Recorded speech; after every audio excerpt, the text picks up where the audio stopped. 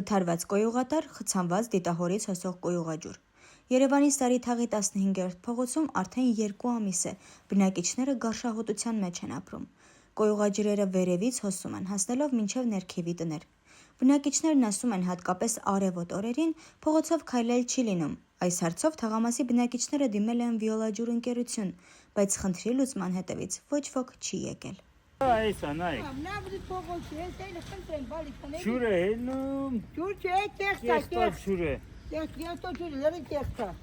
Գալիս ներքևով էտմա։ Մի քիչ տաքացավ եղանակները, խոլերանոց է ելնելը։ Իսկ ինչքան ժամանակավոր է սպես է։ Իսելով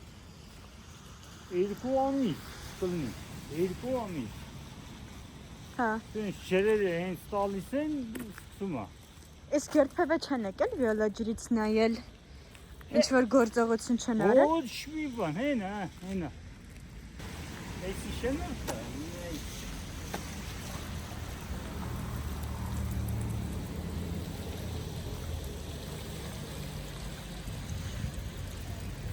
Ուսից գնում է միջև։ Բա ինչ է լինելու, ինչ եք անելու, որ այս խնդիրը լուծվի։ Թաղապետարան պետք է զանգեն, ես թաղապետարան չեն զանգել։ Հա։ Բայց զանգողները ելել են, որովհետև մարդկանց տներն են։ Դրանից առաջ չի ելել։ Իսկ ինչի հետ եք կապում այս Կարող խնդիրը։ բան գցել են այդ բանի մեջ, կամ վնասվել է։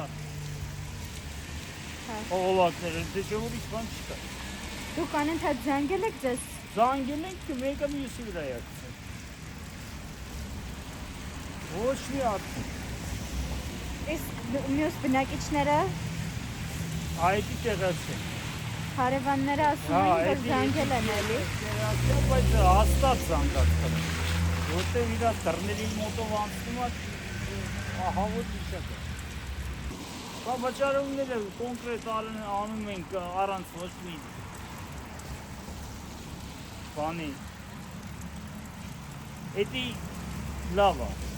Բայց սա չէ, կապայ։ Պահանջում ենք ախտուշը։